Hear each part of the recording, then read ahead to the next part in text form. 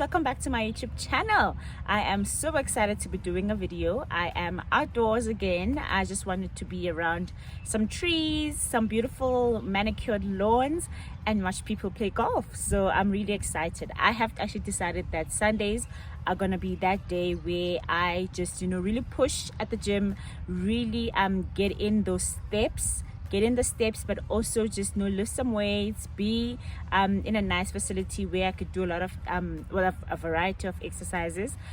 So really exciting for me because I hate gym, and to be able to then find one day in the week where I can just really push, really do a lot at the gym, really makes me feel like I'm ready for the week. I'm ready to take it easy throughout the week, simply because I had this one day where I gave it my all. So hopefully that really increases in terms of the frequency of which I am at the gym. But you know what, I'm happy with just spending my Sundays like that, where I push at the gym, get home and do a nice Sunday course.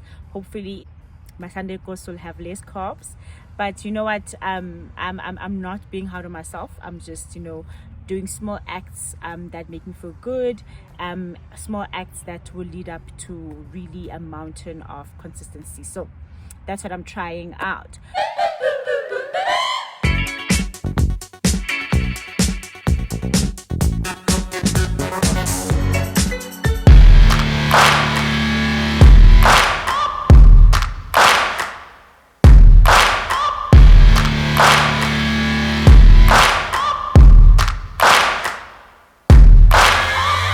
Searching for greatness in a sea of the dying and shameless, a sea of the aimless. I don't wanna be one of the nameless. I'ma wake up with the mindset that one day I'm gonna make it, and I don't think I'll be fine if I don't break my limitations. Don't try to stop me, I exist to write my own story.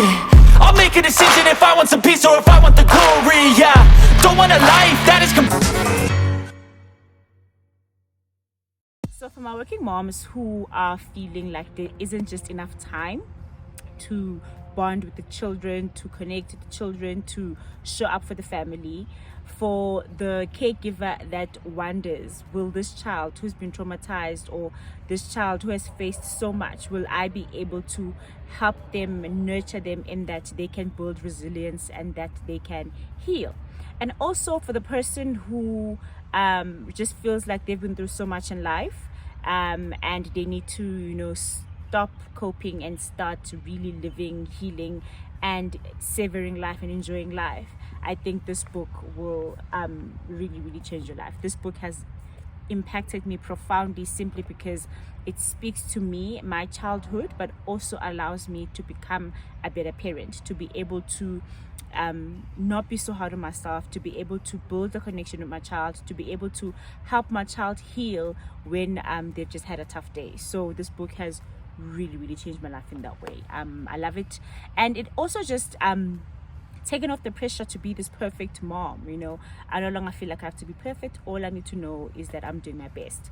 And when I do have those difficult days where I feel like, oh my goodness, I've been a bad mom, I was a bit too harsh, this book allows me to really rectify that, to correct that behavior, and to use connection with my child, the connection that we have, use that to be able to grow a stronger bond and just heal from whatever that has transpired that day.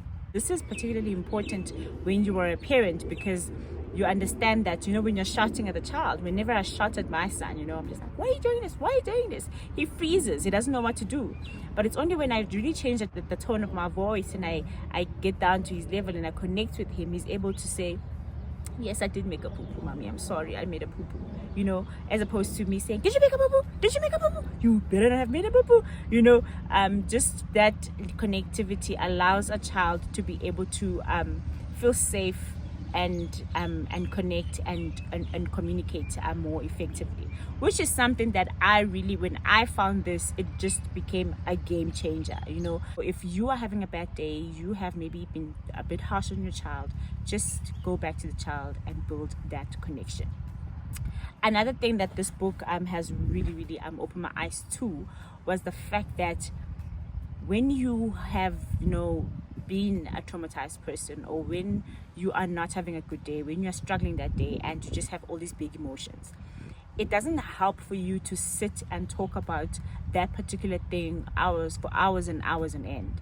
You know, you need to be able to give yourself brief therapeutic moments, right? They have to be brief. You need to give yourself just enough healing or space for healing, but be careful not to overdo it. I'll give an example. Have you ever been in a position whereby you wanted to cry, right? And you're just emotional and you told yourself, I'm not going to cry. And then someone just comes and offers you a hug and you just melt. Think of that then when you are talking about trauma or talking about overcoming issues and situations that really have hurt you in the past. You don't want to spend too much time dwelling on that. You want to give yourself just enough time, brief moments, to help you revisit the past, reconcile with the past, accept the past, but you also be able to step back and create that separation so that you understand that you are no longer in the past, you are just revisiting the past. So this book talks about how don't spend too much time revisiting the past. Brief moments, when you're feeling safe, when you're feeling connected, brief moments so that you can revisit, reconcile, accept, so that you can move on. And this is very important when you're dealing with maybe a child that was traumatized, especially when trauma is not only like these crazy things we see in movies, but it could just be the fact that they lost a loved one during COVID. How can you help a child overcome and heal from losing a loved one or losing a caregiver or a parent? Is simply by allowing them to lead you, connecting with them, so that you know how to revisit the past and say, you know what, I'm missing so and so and so. How do you feel? You get that response and you move on. You don't sit there and offer them hugs and the whole day you're just saying, I'm so happy that you told me. Thank you for opening up to me. You don't have to dwell on that. 3 minutes tops talking about that certain hurtful incident, and then be able to step back. You'll be able to circle back at a later point in time, but also just being intentional about having brief moments whereby the child is connected, the child feels safe. You revisit the past that is hurting the child, and you are able to then also step away from that and do something more positive, something more forward looking, just so that the child doesn't feel like they are being stuck in this sort of unpleasurable moment, but they feel like, hey, it's safe for me to go back and talk about these things, because there's always a way of moving forward.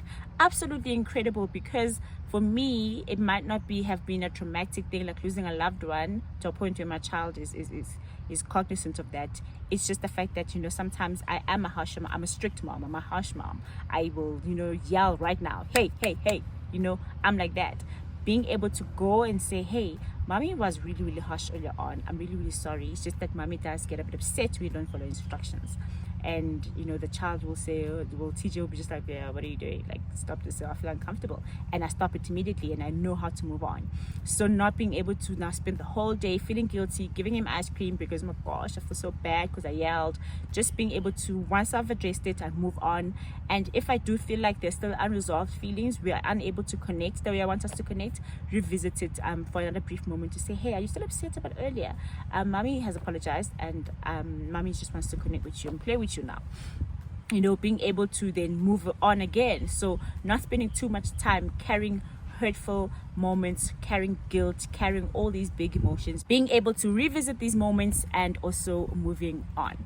And the last thing that I thought was so powerful about the book is about mindfulness. And people always ask me, what is mindfulness? How do you practice mindfulness? And practically, how does it look? And I always tell people, mindfulness is really about creating that distance between the incidents that hurt you and the now, and being able to say, what, something bad happened to me 5 years ago, but that was 5 years ago. I don't have to be as angry about it now because it happened 5 years ago.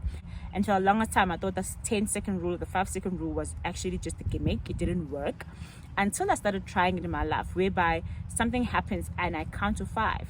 And that 5 second creates that distance to say, it's not happening. It's not currently happening. It happened 5 seconds ago. And if it had happened 5 seconds ago and I'm still okay, I'm still all right, might be upset, but I'm still okay, it can happen 15 minutes ago and I will still be okay. So why then react based on the anger as though it's still happening? Let me react like someone understands that this happened 5 seconds, 10 seconds, 15 minutes ago. And this has really allowed me to not, be as emotional. And I'm not saying I'm no longer emotional. Trust me, I still am. I wear my heart on my sleeve. I'm like just that person. But it has allowed me to not be self-destructive when I'm pissed off. To not, act and overreact and burn bridges and just be this person who no one wants to be around because they are going to flip out any moment. So that for me has really helped me to really create that space between an incident and the present moment. And that for me is mindfulness in practice. When you can create that space, when you can say, I'm hungry, but I'm not going to go eat raw food because I'm hungry. I'm going to think strategically about this. What can I do? How can I make this feeling go away? And not be too much reactive, but rather proactive and take initiative and make wiser decisions. Really, really incredible book in that. And for me, mindfulness really has helped me in terms of the quality of my relationships, because a lot of people like to think it's about, spending hours and hours and hours with people, spending time with people, being at home, spending time with the kids, playing with the kids. But the brief moments, the brief therapeutic moments, brief mindful moments are all we need to create the connection, are all we need to help other people heal, are all we need to be able to talk about an uncomfortable issue, express our big emotions, and be able to step back and allow us the opportunity for a later time for us to be able to circle back and revisit that again. And you can revisit an uncomfortable moment however times you wish, as long as they are brief and they offer you that healing. Once it becomes too much, after talking to someone about a problem, you feel worse, you have spent too much time talking about it. Learn to be more brief and get yourself out and create that distance. Ultimate mindful sort of exercise. So this book, I really encourage you guys to get it, especially if you're a mom.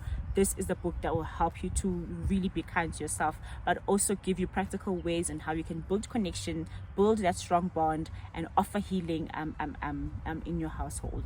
Absolutely incredible. So I'm really excited to be able to share what I've shared with you today. And if you like this, please like this video and share it. Who knows, you could be sharing this and a mom could really get some sort of insights that will help her transform. But also, if you haven't subscribed to this channel, please pause this video and subscribe below. It's for free. I would really appreciate the support that I'll be getting from you guys. And lastly, thank you all for just subscribing. My subscribers, thank you all for the support. I really appreciate it. That's it from me. I hope you enjoyed this video.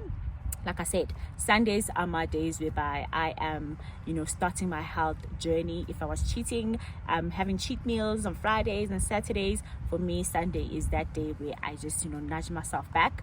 And I hope it's that day for you where you can relax, where you can plan for the week, and a day where you can just set yourself up for success, in that you read, you replenish, you refuel, so that you can handle the big week ahead. I love you all so much, and God bless. Bye.